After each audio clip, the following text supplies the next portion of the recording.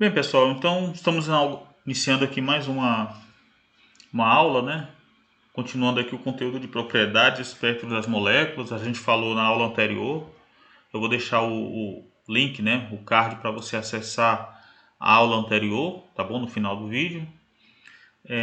Falando lá da ligação iônica. Hoje nós vamos falar sobre a ligação covalente. É um mecanismo completamente diferente, tá? Não tem a origem puramente eletrostática, como na ligação iônica, mas se deve basicamente a um efeito quântico, tá bom? Basicamente é a interpenetração ou uma combinação linear de funções de onda. Então vai ser importante a gente lembrar das propriedades de simetria das funções de onda. Sem mais demora, vamos dar início à nossa aula. Bem, a gente viu, né, lá na ligação iônica que dois átomos, né, de naturezas diferentes, né, como por exemplo o potássio e o cloro, eles interagem permutando, trocando elétrons, um perdendo elétron e o outro ganhando. Aqui a gente tem um mecanismo diferente. Por exemplo, a formação da molécula de H2, né, a molécula do gás hidrogênio, não o hidrogênio atômico, né, mas a molécula de hidrogênio, que é formada pela ligação de dois átomos de hidrogênio. Então, o átomo de hidrogênio, só lembrando, né, da sua composição, né, ele é formado por um próton, tá? Um próton no núcleo e um elétron orbitando, né, ocupando vários níveis de energia, mas é um elétron e um próton apenas. Aqui nós vamos ter dois conjuntos desses, né, dois prótons, cada um com um elétron interagindo. Então não tem razão pela qual um deles deva perder um elétron e o outro deva ganhar, já que eles são idênticos, né? Então o mecanismo aqui não se explica pela doação, né, e aceitação de cargas elétricas de elétrons, tá bom? Aqui é um outro mecanismo, é um mecanismo de compartilhamento de elétrons, tá certo? Então na natureza nós encontramos o hidrogênio atômico, como eu falei, ó, é um próton no núcleo e um elétron orbitando, ocupando aqui. A gente percebe agora que nós não estamos mais falando de órbitas circulares, né? Naqueles modelos planetários. Aqui a gente fala sobre orbital, né? A região de ocupação do elétron, tá bom? Então aqui a gente tem um próton, um núcleo, um H, aqui é um Hzinho, né? H+, aliás, H ponto aqui, esse ponto é o elétron que está orbitando, e a molécula de H2 do gás hidrogênio é formada então pelo compartilhamento, né? Cada um deles tendo uma zona, cada próton, né? Cada núcleo tendo uma zona de atuação, ok? Essa sombra escura, olha, e aí os dois elétrons ocupando também, tendo uma certa presença na região entre os dois prótons. Tudo bem? Então a gente representa esse tipo de interação, essa ligação, com esse H, dois pontos H, ou então H-H, tá bom? A ligação dita covalente. Então aqui é importante a gente lembrar de alguns pontos, né? Considerar, antes de falar sobre o mecanismo de formação dessas moléculas, propriamente dito, a gente vai precisar revisar o comportamento, como é o comportamento da função de onda e da densidade de probabilidade em situações assim, tá bom? Então, para isso, a gente vai considerar o seguinte: observe esse vídeo que faz uma demonstração sobre o comportamento da função de onda e da densidade de probabilidade para um poço de potencial apenas, um potencial finito, tá bom? Bem, então aqui nessa animação, né, do FET, né, a gente estuda aqui alguns estados quânticos ligados, né, ligados porque a energia total, como a gente vê aqui, ela é menor do que a energia potencial, do que a altura da energia potencial, tá? Então a partícula fica aprisionada aqui. Isso aqui é um poço finito, né? A gente já estudou isso lá nos cursos de Física 1, aliás, nos cursos de Física Moderna 1, tá bom? E aqui a gente pode ajustar a profundidade do poço, olha. Posso ajustar a profundidade do poço, tá bom? A altura da barreira aqui, ó, das paredes do poço. E aqui a largura do poço. Então você percebe que à medida que eu vario, olha, a largura do poço, a quantidade de estados ligados, as quantidades de estados quânticos do poço, da partícula que está aqui aprisionada, ela varia, tá bom? E outra, o espaçamento entre os níveis de energia também variam, ok? Bem, vamos variar agora a profundidade do poço. Aqui eu consigo ajustar aqui a altura do poço, olha. Tá? Aqui era para eu conseguir também, vamos ver. Aqui eu estou variando a energia final do poço, né? E aqui eu estou variando, olha, a altura do poço. Pronto. Muito bem, então aqui embaixo a gente vê a forma, eu marquei aqui a magnitude, né, de Psi1, tá bom? É a função de onda do estado 1 da partícula que está aprisionada, tá certo? Então eu observo, por exemplo, no estado 1, eu posso até usar uma lupa aqui, olha. Eu vou observar aqui que os diversos estados, que está selecionado aqui ao vermelho, o nível 2 tem energia menos, tá bem aqui, ó, menos 4,03, o nível 1 tem energia menos 4,53 e assim por diante, até ir subindo aqui a pontos positivos.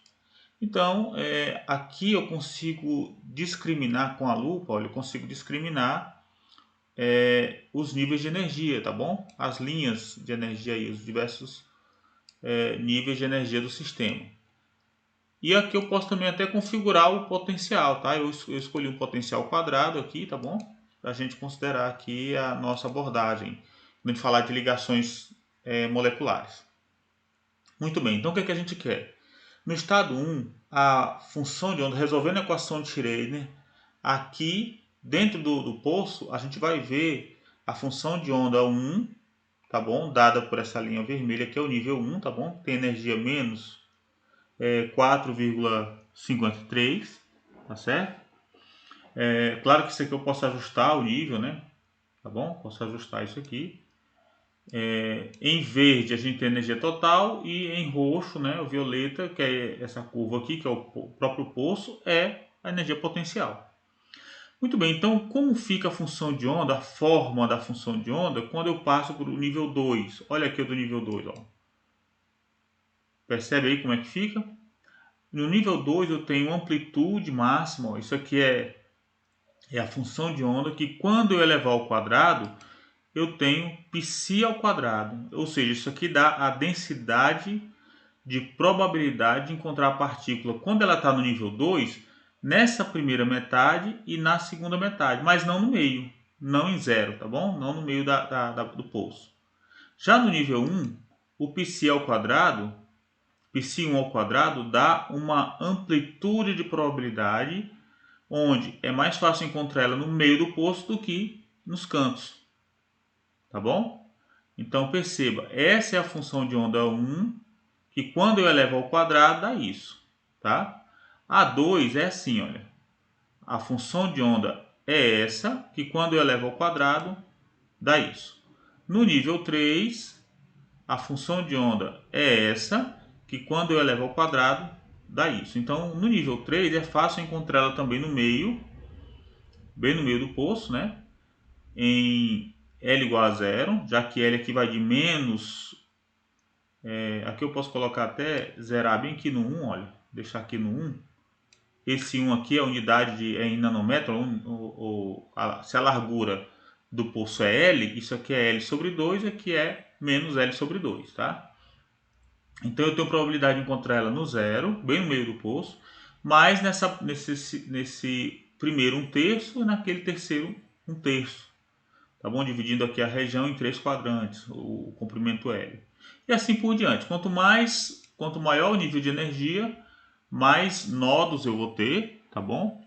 Aqui eu estou na função de onda Psi11. Olha aqui como é que é a função de onda, olha. A função de onda é assim, e aí a densidade de probabilidade fica dessa forma. Então isso daí mostra, só para a gente lembrar como é que é o comportamento, né, de uma partícula, tá bom? De uma única partícula dentro de um poço, tá bom? De um poço de profundidade finita aí, tá certo?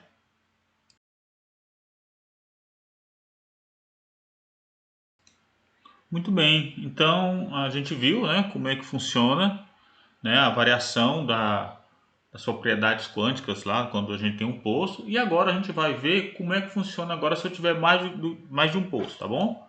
Então, se eu tenho mais de um poço, a situação agora é essa. Vamos dar atenção.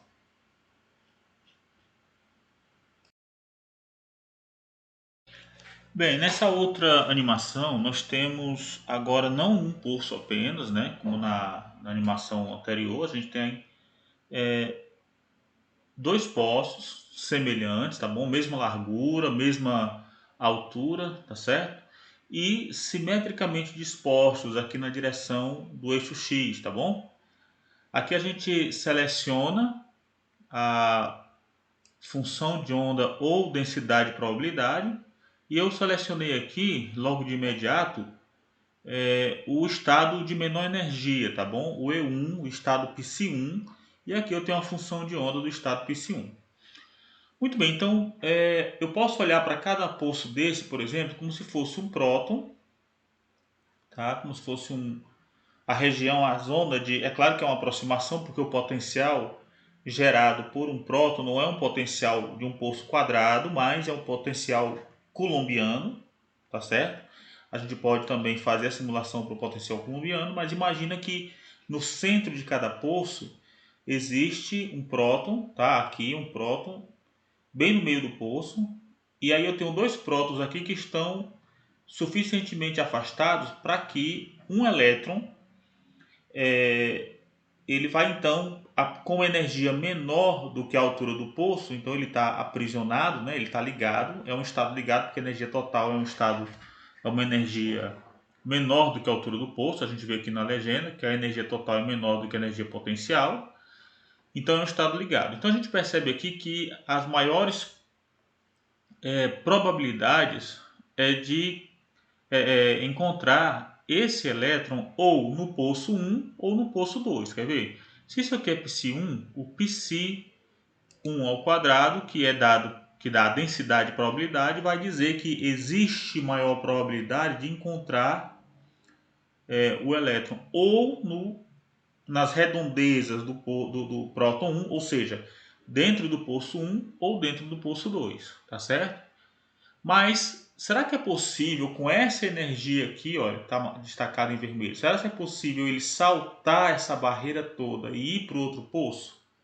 A gente percebe pela densidade de probabilidade na região entre os poços que essa densidade de probabilidade é nula, né? Então, mostrando que é praticamente impossível o elétron ele transitar de um próton para o outro se eles estão suficientemente afastados.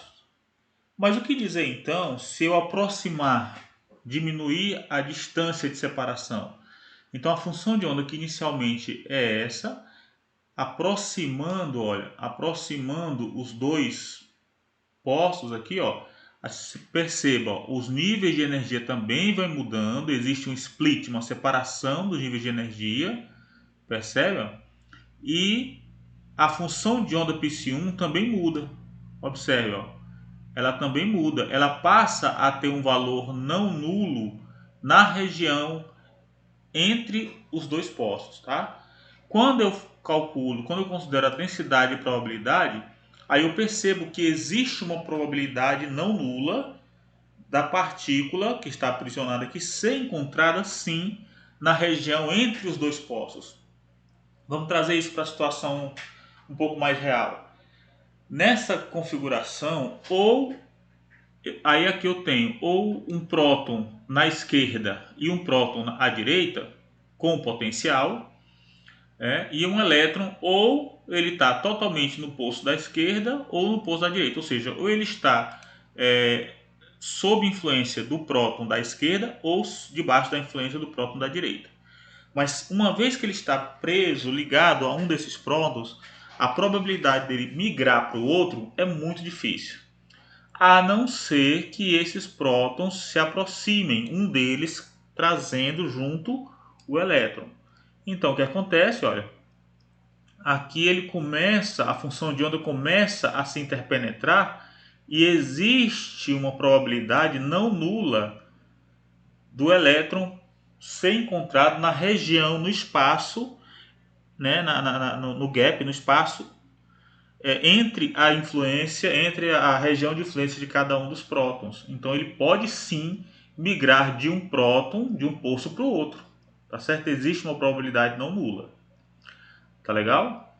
Então isso aqui mostra que realmente, se eles estão distantes, olha, eu não tenho essa possibilidade, lógico, se o elétron está junto com o próton e o outro próton está sozinho, não tem ninguém, é muito difícil, praticamente impossível ele sair de um próton e ir para o outro. Ele já está preso, ele já está ligado a um próton. Então o elétron não tem por que ir de um próton para o outro. Mas se eles estão próximos, o elétron ele vai ver os dois prótons da mesma maneira. Então tanto faz estar perto de um quanto perto do outro. Então ele vai migrar e vai transitar, vai haver a mesma probabilidade de encontrar ele na região de um dos poços, de um dos prótons, é igual a do outro. Tá certo? É um caso mais realístico, né? Quando a gente considera agora um próton, né? Aqui o centro, olha, eu coloco o próton, aqui o outro próton, e o potencial é um potencial coulombiano, tá? Eu posso escolher aqui entre o quadrado e o coulombiano, tá? Olhando para o potencial agora coulombiano em uma dimensão, a gente vai ter aqui a função de onda no estado fundamental, tá certo?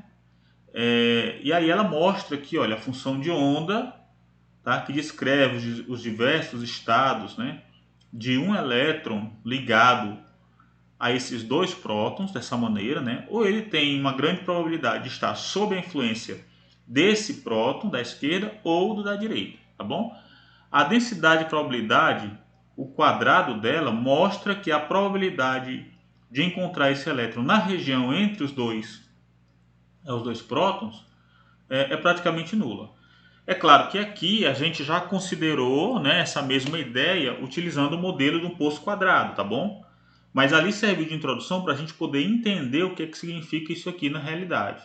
Na realidade, nós não temos, né, quando a gente fala dos átomos, o potencial é primariamente coulombiano. É a interação eletrostática que domina, tá, que domina o cenário, tá bom?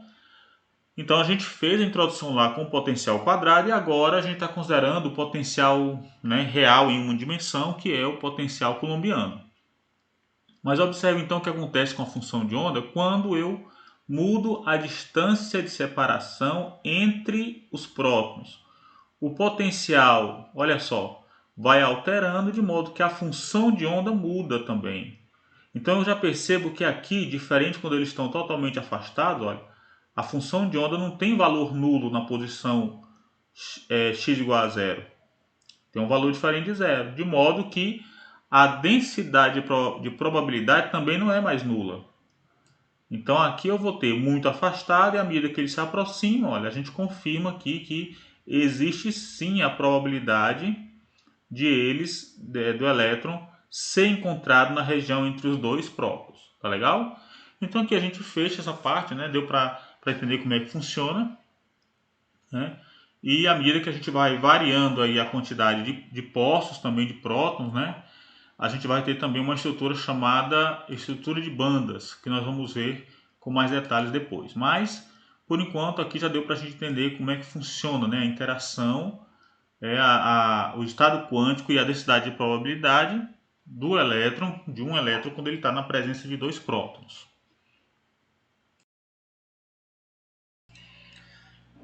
Certo, agora que a gente já fez essa revisão, a gente pode agora voltar para o caso, né, do átomo de hidrogênio, da molécula de hidrogênio, como modelo para a gente falar sobre as ligações covalentes. Então, inicialmente, a gente já viu, né, que a gente tem aqui a molécula de hidrogênio, né, a gente viu que existe, então, a probabilidade de encontrar os dois elétrons na região, e é isso que promove a atração ou a ligação entre os dois prótons, embora os dois prótons tenham um potencial entre si, né, um potencial de repulsão, mas aí eu lembro das propriedades quânticas. Então, quando a gente lembra dos postos quânticos, considerando aqui os dois postos retangulares, a gente lembra da definição de função de onda simétrica e de uma função de onda assimétrica, tá bom? Vamos relembrar, retomar esse ponto aí das funções de onda simétrica e assimétrica. Então, o que é que acontece quando esses dois postos eles se aproximam, mas a função de onda do elétron, aí eu considero apenas um por enquanto, tá bom? De um elétron apenas, se a função de onda é simétrica ou se a função de onda é assimétrica. Quando esses postos se aproximam, observe, a função de onda simétrica vai haver uma interpenetração não nula na região entre os dois postos. Já a simétrica, não. A simétrica vai ter aqui, ó, eu mudo aqui de fase positiva para negativa, então aqui na região de separação entre os dois postos, a função de onda é praticamente nula. E isso vai gerar o quadrado da função de onda, vai dar um valor positivo diferente de zero, ou seja, a densidade de probabilidade da função de onda simétrica vai dar um valor não nulo na região entre os postos, mas a assimétrica vai dar um valor nulo, tá certo? Ou seja, quando a gente olha para essa configuração, olhando cada poço, tá? Olhando aqui cada poço, poço 1 e o poço 2, tá bom? Como sendo os prótons, então eu vou ter uma probabilidade não nula de encontrar esse elétron na região entre os dois núcleos, tá bom? Enquanto que na assimétrica eu não tenho isso. Então a gente pode ver o seguinte, olha, que originalmente, né, a energia, originalmente a energia das funções de onda Psi e Psi são separadas em dois níveis de energia quando os próximos estão perto. Então, quando os próximos estão, os postos estão afastados, tá legal? Quando os postos estão afastados, o que eu tenho é, na realidade, que a energia dos estados simétrico e assimétrico são iguais, tá bom? Quando os dois postos estão muito afastados. Mas à medida que eles se aproximam, ocorre uma separação, uma diferenciação de nível, uma separação dos níveis de energia, tá? Então, como eu observo, a probabilidade de encontrar o elétron na região entre os núcleos é maior quando a função de onda é simétrica, mas é praticamente nula quando a função de onda é assimétrica. Então, isso vai mostrar que quando eu elevo ao quadrado, eu vou ter um nível de energia, eu vou ter uma configuração como mostra aqui a figura. Ou seja, ela vai aparecer da seguinte maneira. É como se eu tivesse aqui, quando a função de onda é simétrica, eu vou ter então que à medida que a distância de separação entre os postos se torna muito pequena, como a gente vê aqui à esquerda, a função de onda simétrica ela se aproxima ao formato da função de onda no estado fundamental, tá? No estado fundamental de um poço só. É como se os dois poços se tornassem apenas um poço, né? Então, é essa configuração que eu tenho. Aqui eu tenho as funções de onda simétrica, tá certo? E aí eu aproximo os dois, eu vou ter uma superposição construtiva, uma interferência construtiva, produzindo então uma distribuição, uma função de onda com essa aparência, ok? Que é aproximadamente isso aqui que a gente está vendo.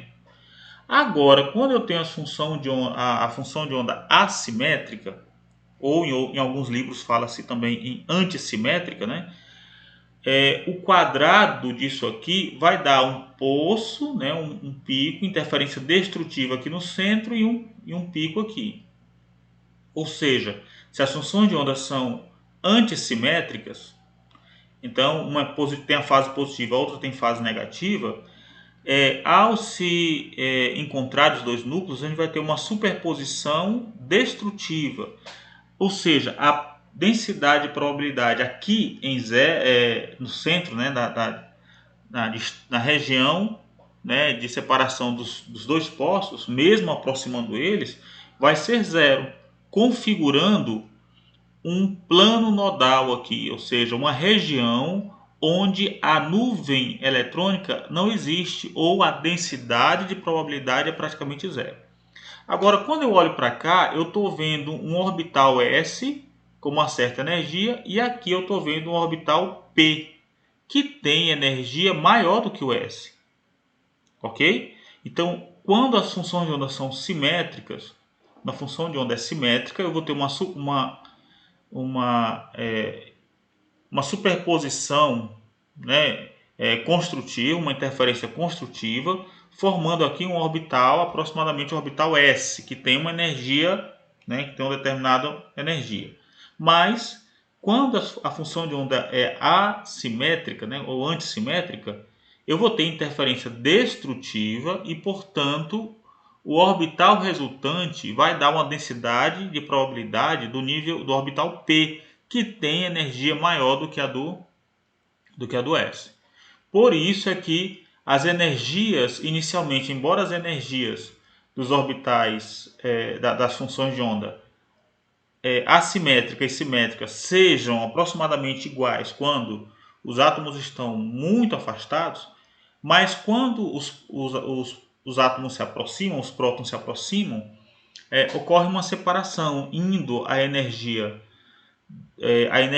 com relação à função de onda antissimétrica para valores maiores e a energia, né, referente à função de onda simétrica indo para valores menores, ok? Então a função de onda para o estado simétrico, tá? A função de onda ela é maior na região entre os polos, enquanto que a antissimétrica é praticamente nulo, tá bom? É o que a gente vê aqui, tá certo? Na região entre os polos, né? Essa região aqui, o plano nodal, é exatamente aqui na região entre os polos, tá? É praticamente zero. Então, já que a antissimétrica tem uma energia maior, então a natureza caminha para estados onde a configuração é uma configuração de energia menor. Portanto, o que é que a gente deve achar aqui que vai ser a preferência do sistema? É encontrar um estado de energia, né, que seja de menor energia, portanto, a função de onda preferida aqui é uma função de onda simétrica. É essa que favorece a ligação covalente, tá bom? Essa é realmente aquela que forma ligações covalentes estáveis. A antissimétrica vai formar ligações covalentes instáveis, quer dizer, não tem muita probabilidade de durar não, tá bom?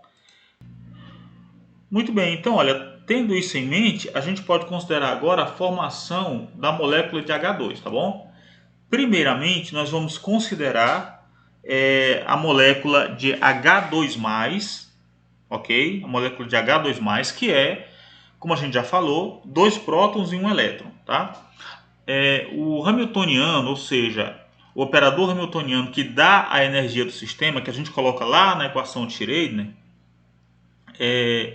ele é dado, né, já foi visto no capítulo 6, ele é dado pelo operador, né, operador momento linear, com o termo potencial eletrostático, certo?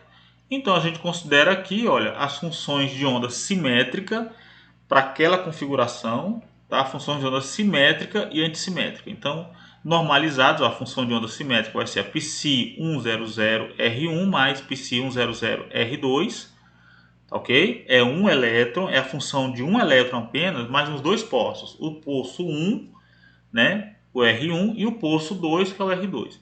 E a função de onda antissimétrica, ela tem essa cara, tá certo? Vai ter esse perfil aí. Muito bem, então, como a gente viu, esse sistema ele não se parece, né? Ele não é exatamente o poço quadrado, mas é um poço eletrostático, um poço coulombiano, tá bom? A gente até já viu um vídeo recentemente falando disso, né?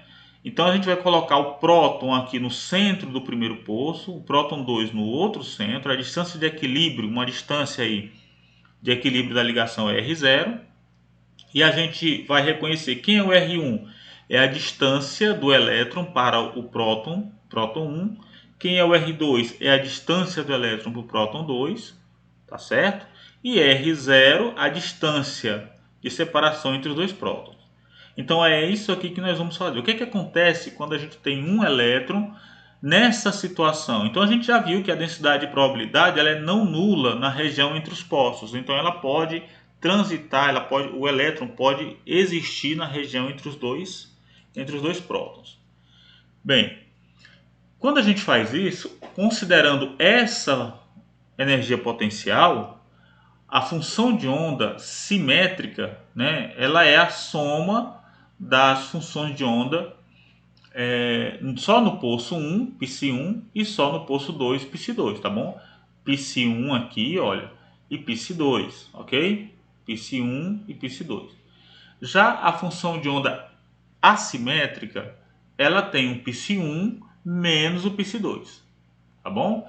R é a distância de separação entre os núcleos, ainda não é o R0, porque ainda não cheguei na situação de equilíbrio. Muito bem, o que acontece então quando esses prótons se aproximam, né? Como a gente já viu, eu vou ter uma interferência construtiva quando a função de onda é simétrica e destrutiva quando é antissimétrica. Logo, a densidade de probabilidade, olha, πs ao quadrado, ele é não nulo na região entre os postos, portanto eu vou ter, olha, o elétron, aqui não são vários elétrons não, é apenas um elétron, aí dá a densidade de probabilidade, tá, de encontrar o elétron, tá bom? Então eu posso encontrar sim o elétron aqui nessa região, ok? Mas quando a função de onda é assimétrica, eu tenho uma probabilidade praticamente nula, é aquele nó, aquele plano nodal que a gente conversou agora há pouco, tá bom? Então, praticamente, ou ele está aqui ou ele está aqui, mas é difícil ele transitar entre os dois, tá bom? Bem, agora vamos analisar as implicações disso aí com relação à ligação. Vamos lá. Quando eu considero a energia, a evolução, o comportamento da energia, tá? Da energia associada ao estado simétrico e ao estado assimétrico, eu posso construir essas curvas aqui, olha. Essa curva é a curva da energia potencial de interação entre os prótons. É uma energia, claro, de repulsão, porque eu tenho dois prótons, são duas cargas positivas, portanto, o potencial é mais K, que multiplica E ao quadrado sobre R, tá bom? Então essa aqui é uma energia potencial de repulsão entre os prótons. Perceba que ela é sempre positiva, o zero está aqui, ó, e a energia em elétron-volt é sempre positiva. Então, à medida que os prótons se aproximam, eles encontram uma barreira de potencial, impedindo que eles se aproximem cada vez mais. Existe uma repulsão. Pronto. Agora, quando o sistema evolui de uma distância maior e à medida que eles vão se aproximando, se a função de onda é simétrica, como a gente vê aqui, olha, a função de onda é simétrica, ela parte de um valor negativo, tá? A energia associada à função de onda simétrica é o ES e o EA é a energia associada à função de onda assimétrica. Então, quando a gente está no estado, né, ou a função de onda é uma função de onda simétrica, a energia potencial, a curva da energia associada à função de onda simétrica, ela tende a valores negativos até 54, aproximadamente menos 54 elétron-volts, tá bom? Esse aqui é o perfil da curva, tá? Da energia associada, somente associada à mudança, né? A energia associada à função de onda Psi. Agora, quando a função de onda é assimétrica, função de onda é Psi-A, a energia ela é negativa aqui, ela tem um pequeno declive, ó, mas quando a distância de interação, a distância entre os núcleos é zero, tá? Quando isso aqui diminui, realmente quando hipoteticamente um núcleo, né, um próton encontra o outro, essa energia é menos 13,6 elétron-volts, tá bom? Ela tende para menos 13,6 elétron-volts. Bem, o que a gente tem aqui? Para que é importante? Quando eu estou no estado quando a função de onda é simétrica, além da energia do estado simétrico, eu também levo em conta a energia potencial de repulsão entre os prótons. Portanto, a curva é essa aqui, ó, UP mais ES. Quando a função de onda é assimétrica, a curva resultante, a curva total de interação, é essa curva aqui, olha, que é uma curva UP mais EA. Você percebe a diferença entre as duas? Vamos nos concentrar nelas, tá? Você percebe a diferença entre as duas? Quando eu tenho uma energia de interação, uma energia potencial de repulsão entre os prótons e uma função de onda assimétrica, a curva, a curva resultante, ela é essa aqui, olha. Então nós vamos nos concentrar nessa curva e nessa curva. Quando a minha função de onda é assimétrica, a energia resultante é a energia de repulsão mais a energia resultante da função de onda assimétrica. Então essa curva, ela ela cresce, né, à medida que o R vai para zero, mas ela não tem nenhum mínimo. O mínimo dela é no infinito, né? Então ela vem, ó, ela vem de lá e aí tende a um zero, né? Ela aliás, tende a um mínimo no infinito. Então ela não tem um poço, um valor mínimo além desse ponto lá no infinito, né?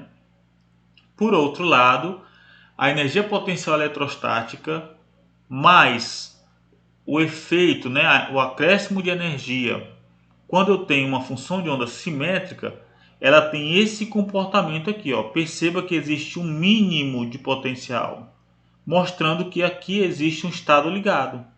Então, diferente da função de onda assimétrica, a função de onda simétrica promove um poço de potencial. Como a gente vê aqui, esse poço ele vale 2,7 elétron-volts, tá bom? E a distância de equilíbrio entre os dois prótons para a molécula de H2+, é de 0,106 nanômetros. Então, por conta disso, quando eu tenho uma função de onda simétrica, tá? Eu vou ter um estado ligado e a ligação ocorre, tá bom? Esse elétron ele fica transitando entre os dois prótons, promovendo a redução da repulsão eletrostática. Então ele diminui a repulsão eletrostática seria isso, tá bom? Juntamente com isso aqui, ó, vai resultar nessa curva, mostrando que aqui tem uma redução, né, da repulsão eletrostática, né, duas cargas positivas, mas a função de onda simétrica promove uma ligação, uma cola entre os dois prótons, e aí eu tenho essa configuração, tá bom? É como se o elétron transitando de um próton para o outro funcionasse aí como uma cola. Por outro lado, quando a função de onda é assimétrica, eu não tenho esse efeito, essa cola. Por quê? Porque eu não tenho, combinando a energia potencial eletrostática com a energia do estado assimétrico, eu não tenho um poço de potencial, um valor de mínimo. Ok?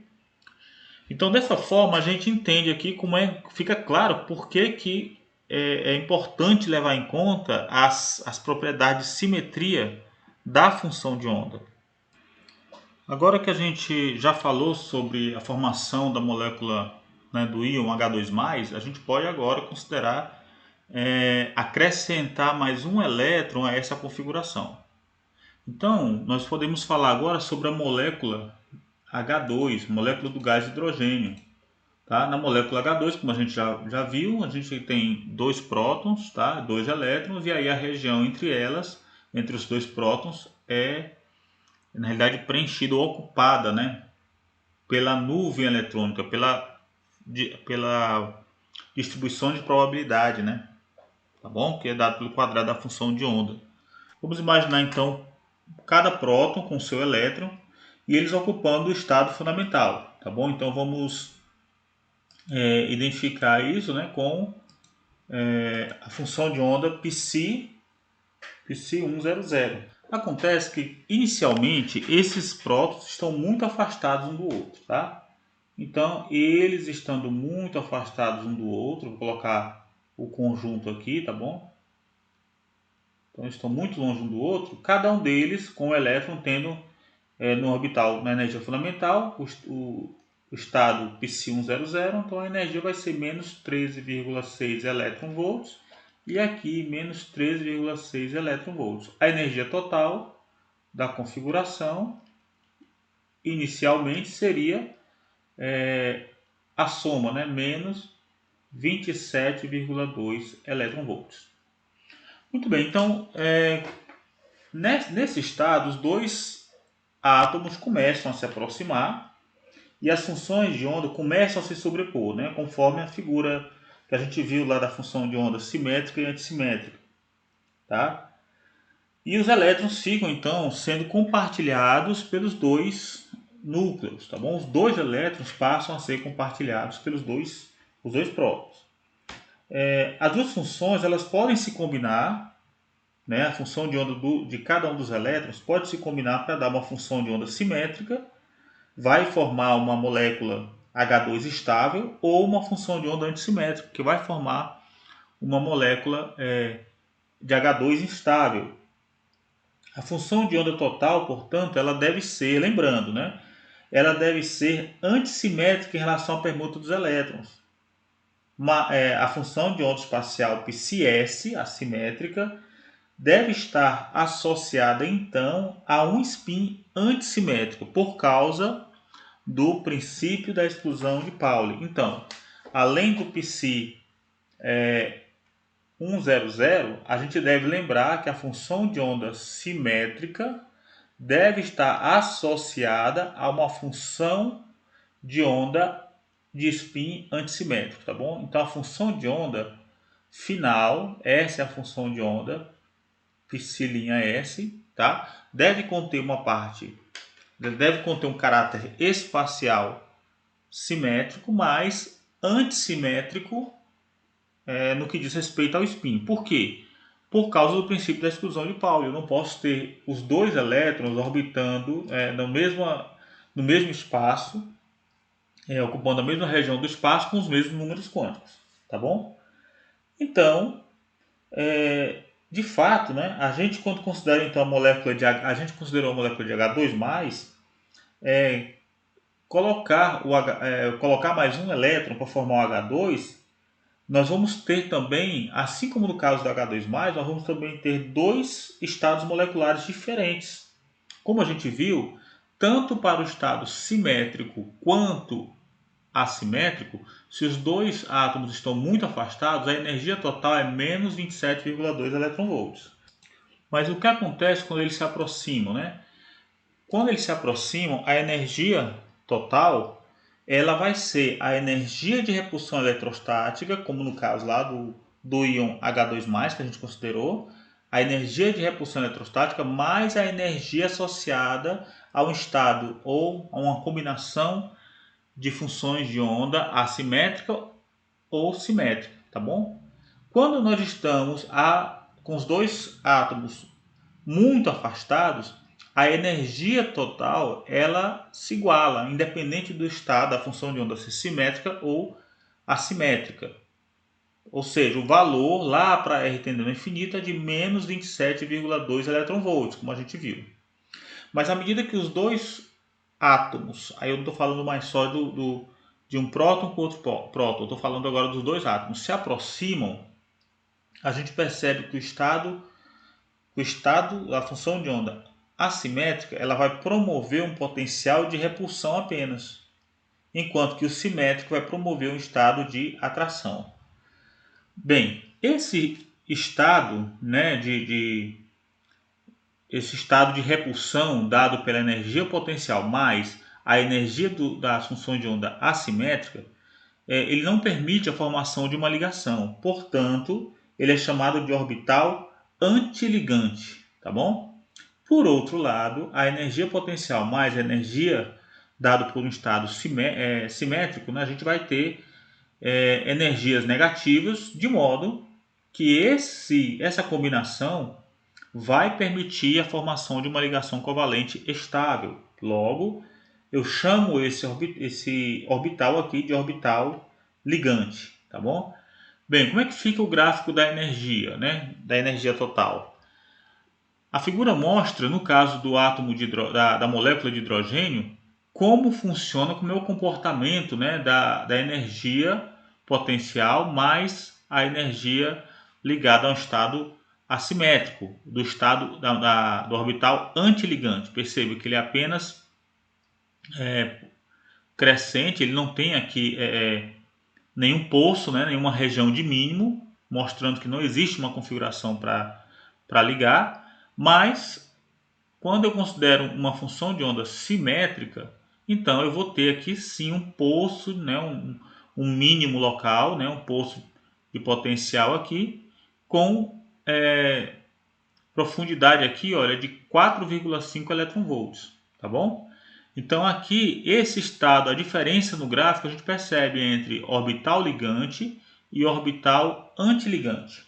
O efeito de nós acrescentarmos esse elétron na molécula de H2+, no íon de H2+, que a gente considerou, pode ser visto aqui, olha, comparando esses dois gráficos. Aqui é o resultado, tá? Olha, o resultado da formação da molécula H2 e aqui é o que a gente obteve, tá? Essa parte aqui é o que a gente obteve para o íon H2+. Aqui eu tenho um elétron e dois prótons, aqui eu tenho dois elétrons e dois prótons. Você conseguiu perceber a diferença? A profundidade do poço aqui para a molécula de H2 é 4,5 eletronvolts, mas para o íon H2+, é de apenas 2,7 eletronvolts. O que isso significa? Ora, quanto maior a profundidade do poço, mais estável é a ligação. Portanto, esse segundo elétron, ele favoreceu a estabilidade, lógico, porque ele passou também a ocupar a região entre os dois prótons, reduzindo a repulsão eletrostática pelo fato dos dois prótons terem carga positiva. Então, nesse caso, a gente sabe que a molécula H2 ela é mais estável do que H2+, do que o íon H2+. Ou seja, o aumento da concentração dessa carga negativa entre os íons, né, entre os núcleos, entre os dois prótons, torna a ligação mais forte. Ok? Isso aí faz com que a energia de ligação aumente, olha, de 2,7 eletronvolts para 4,5 eletronvolts. Além disso, a distância de separação entre os núcleos cai de 0,106 nanômetros para apenas 0,074 nanômetros, uma redução aí de aproximadamente 30%. Então, o fato de eu acrescentar esse outro elétron aumenta, né, aumenta a ligação, aproximando os núcleos, os dois prótons, tá certo? E diminuindo ainda mais, aumentando ainda mais a profundidade do poço, né? Então, esse compartilhamento de elétrons lá, né, esse compartilhamento de elétrons entre os dois núcleos é que é responsável pela formação, né, da ligação covalente. É isso que caracteriza a ligação covalente, tá bom? Então, ao contrário do que acontece no caso do íon H2+, a ligação covalente de uma molécula não torna mais fraca quando os núcleos não são iguais. Então, diferente daquilo que a gente viu na ligação iônica, aqui nós estamos falando de átomos iguais, sem diferença de carga, e que a ligação ainda assim é eficiente e forte.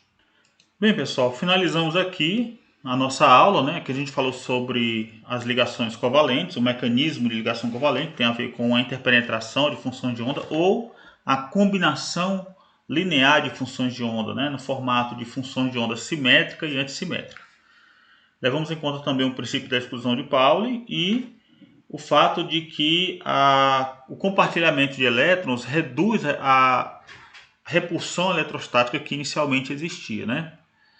Então isso aí favorece a formação de ligações. A gente já viu os dois principais mecanismos de ligação atômica, que é a ligação iônica, e nessa aula finalizamos com a ligação covalente. Então na próxima aula a gente vai falar sobre outros dois tipos de ligação e depois passar para uma discussão a respeito da relação entre as propriedades moleculares e os espectros, a interação da radiação com a matéria. Tá bom? Então, pessoal, até a próxima.